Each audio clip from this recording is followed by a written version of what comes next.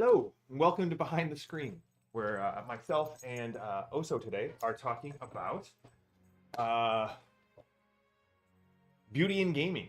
This is a show where we hang out, we talk about beautiful things in gaming, board games, role-playing games, card games, things that inspire us, things that make us more human. And I got inspired by a video and a study that I was uh, looking at and thought we would talk about it. Oso, shh, come here. Come here.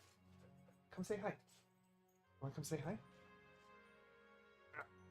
This is Oso. She is Zilla's sister, and we are dog sitting for a bit. Had to keep them separated, much like the Offspring song suggests. So, I'm gonna let her out because now she's whining. Go. So I was inspired by a video that was talking about a study that was done about people trying to break their addiction to their cell phone and to social media. And we've talked a lot about social media. We've talked, it's okay. Yes, everyone said hi to Oso. She is a good puppy. It is funny, the two of them fight like siblings because they are siblings. So I don't need to take either dog for a walk because they just spend all day taking out all of their energy on each other. So what was interesting about this study is they were talking about social media from a standpoint of consuming and how it rewires the brain in a way that the more you consume, the more you want to consume because you very quickly stop getting the same hit. And so you end up, and we've all done it, I do it, you end up binging. And that's true about any sort of consumption, right? Whether it's binging a TV show or a series of movies or 6 hours scrolling on our phones or consuming news or consuming and consuming and consuming. And what they discovered was that they could take groups of people who wanted to stop being so consumer minded, and that people who just tried to stop, to turn away, if you will, only about 12% of them, and were able to actually like reduce their active consumption over 90 days. That typical things of, you know, putting app limiters on, limiting your screen time, limiting the amount of news, it would work in the short term, but over the long term, only about 12% of people actually saw an active reduction in this. Now you may be like, JM, this is a show about gaming. Why are you talking about social media and consuming? Because the study found something beautiful. Those people who wanted to reduce their consumption of whatever it was, media of any kind, social or otherwise, who then replaced it with being creative, drawing a map, making music, writing, poetry, spending a little bit of time creating, they had a 73% of them were able to reduce their screen time by a significant amount. 73% compared to 12. And what they discovered is creativity, the act of making something, is inherently a bastion against sort of the ennui, the slow silence of consumption. You are able to break that habit of consuming 7 times greater if you replace it with an act of creativity. That's why we're talking about this, because role-playing games are inherently creative. I know you are probably tired of me saying this quote, but Greg Staffer said, role-playing games activate a critical human process that has been nearly killed by over-rationalization and materialism. Role playing is the way for humans to interact with our deep, hidden mythological selves. They are a way to feed our soul. Again, I'm not talking about RPGs as therapy or story games versus sandbox plots. Later, Padre. Have a good one. Also, good morning to Padre and Grom and Tink and to everyone else in the chat. Role-playing games are a way that we get to be creative. And the process of creating something is difficult. It's hard. I get that. But our brains are wired to be rewarded for that difficulty. It creates new neural pathways. It is rewarding on a neurochemical level for us that enables us to break out of these cycles of media consumption that exist in kind of our postmodern world. It's a very materialistic thing, and role-playing games are a way to escape from that, to use Tolkien's definition of escapism. So what does that mean? Well, I'm not saying that you need to go out and write a role-playing game. But think about it. Even the mere act of participating in a role-playing game is an act of creativity. You are making a character, bringing them to life. You are interacting with other people, forced to think on the fly of responses. Now, there are ways, unfortunately, this is going to kill my soul just a little bit, there are ways of engaging in a role-playing game in a very consumptive manner. We have become trained to sit back, relax, and enjoy the product that is being given to us while we wait for the next product. And there are people who come to the table with that mindset. My job isn't to engage with anything. My job isn't to be creative. My job is to sit back, relax, and roll the dice when the GM tells me and move through that. And I would argue that if you were one of those players, role-playing games can be so much more beautiful and enriching, but it requires you to break out of this kind of passive consumption mode, which is difficult. Because literally we are bombarded with it 24/7. Because I'm not getting into, I don't think corporations hate people. I don't think corporations care about people, but that's a different soapbox for a different channel. But I do think remember, in social media isn't the product. You are the product. They are mining you. Media companies are mining us. They want us to sit down and consume their stuff because then we're being primed for the next thing that they do. It's a vicious cycle. And the way to break out of it is to stop consuming and start creating. So how do you start creating? Well, I mean, if you're listening to this channel, you're a role player. So make a new character. If you're a GM, write up something new. Come up with a new monster, a new NPC. Write it down. Take the time. And I know it's difficult, but take the time to just sit down and write what you're thinking. Whether that's with a fountain pen and a notebook, highly recommend the Lecterm 1917 notebooks, in case you are wondering. Draw your character. Even if you're like me and that's basically a phallic-shaped stick figure. Help your GM put together a little piece of terrain. Take time in your next game to at least twice come up with something not on your character sheet that no one would expect, yet adds to the story. That's how we engage. I have friends who are like, oh, I just never get the same thing that everyone else gets out of the role-playing games that people run. It's not a matter of the GM. It's just I don't get that. And I look at them, and they're on their phone 90% of the game unless it's their turn. Put the phone down. Stop craving the individual moments of stimulation. And slow your brain down and engage what's going on around you, and you will find that creativity will return.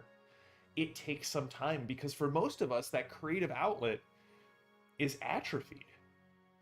It's been purposefully killed to monetize us in our modern world. Role-playing games are one cure for that. Hey, DM Blackwall, good to see you. Mark as well. Tink says this all makes so much sense. Thanks. And there's an optimism in the idea of creating as the antidote to scrolling that induced depression. Yeah. Now, you may be here for other reasons. I paint miniatures, painting minis. That's an act of creation. Assembling minis technically is kind of it's like a weird Venn diagram between like consuming, but you are creating, playing a war game, playing a game, engaging with someone else. You have to like think and create. It's a role-playing game channel primarily. And whether you are the GM or the player, this is where the magic happens. This is why I talk so much about gaming philosophy.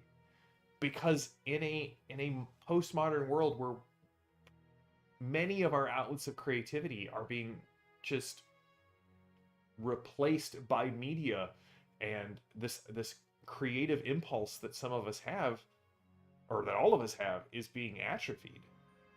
Role-playing games are one of the mediums that constantly says, hey, be creative just a little bit for a couple hours a day. Now, if you're a DM, this is even more speaking to you, because I think that's one of the reasons that so many people who are DMs love DMing. It's because of this. Oh, DM Blackwell, yes, you signed my book?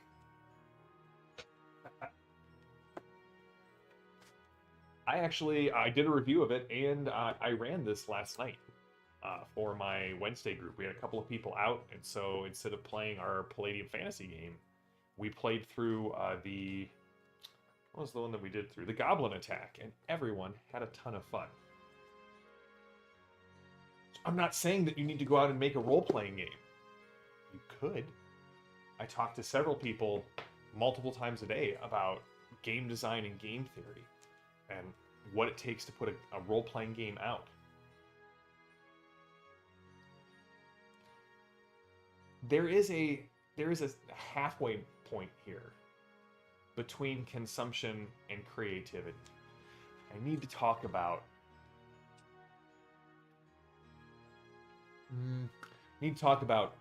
critiques.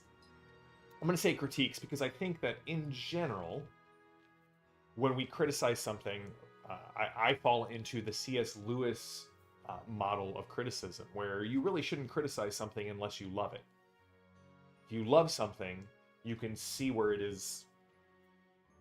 It has room for improvement, if you will. But I think that on the scale of creativity and consumerism, very often what we find critical on social media is feeding into the doom scroll.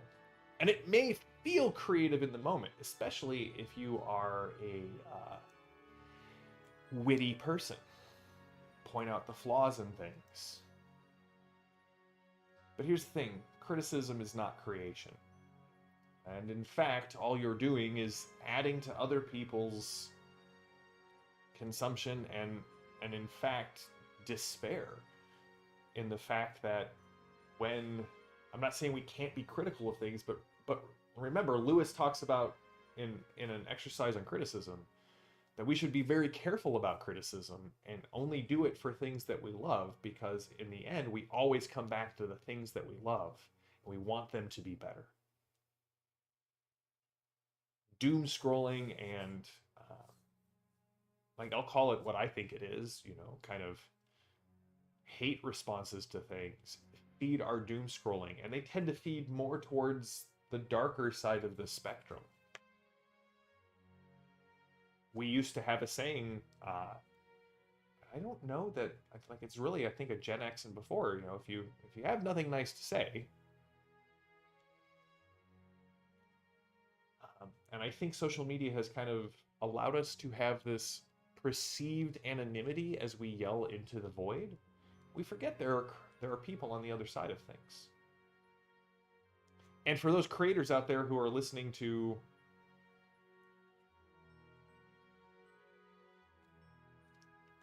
the critics, remember, you can create or you can respond to critics. The thing is, trolls live under bridges and they have all the time in the world to comment. You have a finite time to create. So you can either spend your time responding to trolls or ignoring them and producing something. I would encourage you to do that. DM Blackwall, the game went amazingly. Everyone loved the character creation, the monster design. The adventure was great. I ended up using Foundry and some simple modules just so we had a dice roller and some maps to move around. Really, really enjoyed it. It was a ton of fun.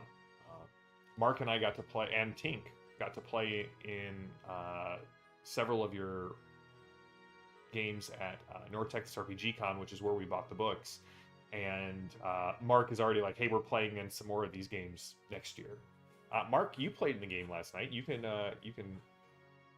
say kind of what you thought here. Lewis is a great author and apologist. I have a ton of his books, DM Blackwall. In fact, I actually teach a book club on Saturday mornings, and we are going through 8 of his apologetics stuff. We're in the problem of pain right now. I think so. We did Mere Christianity, The Great Divorce, Screw Tape Letters, The Problem of Pain, and we have 4 Loves and A Grief Observed left. And I think we're going to do Till We Have Faces. That's kind of the arc that we've been going through. We did Discarded Image, which is his introduction to medievalism, which was great because we did that right after we did Dante, which obviously just pairs very well together. Grom says, codified as Gift by Penny Arcade. Apparently, even the scientists who study behavior use that unofficial acronym, shorter than the actual anonymity terms. Grom, I'm not familiar with Gift. Can you give me a little bit more context to that here? In fact, I'll pull that up.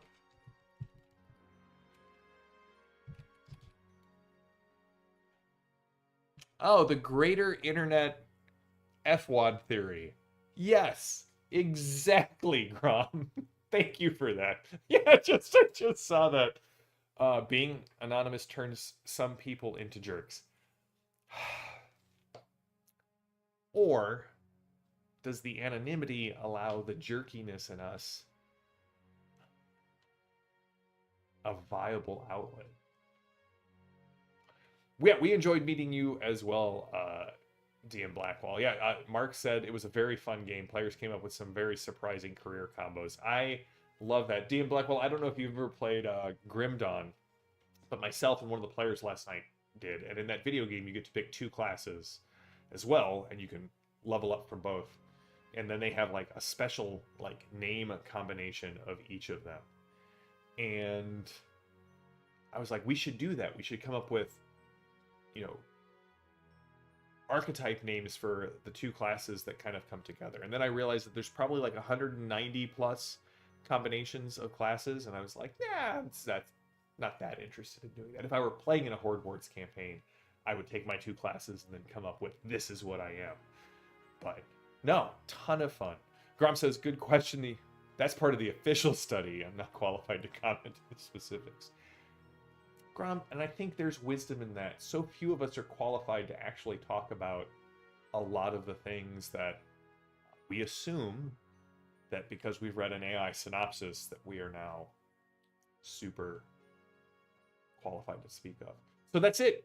Go out and be creative. Creativity is the great panacea of our age. It has the ability to cure several of the great ailments of our postmodern world.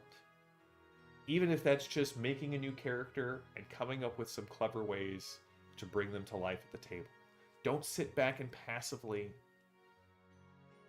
consume the games that you're in. Engage with them.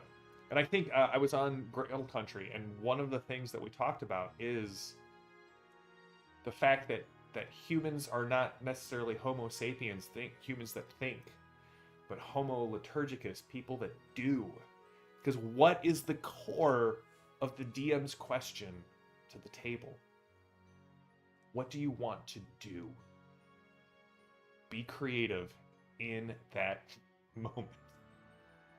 So that's it. That's the show for today. I hope you guys all enjoyed it. It's a lot of fun for me to talk about these things and engage with you in these topics.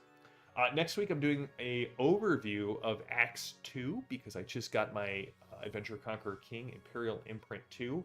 Mark coming soon to a one-shot on Wednesday near you. And next Thursday, I think I might talk about AI and creativity in gaming.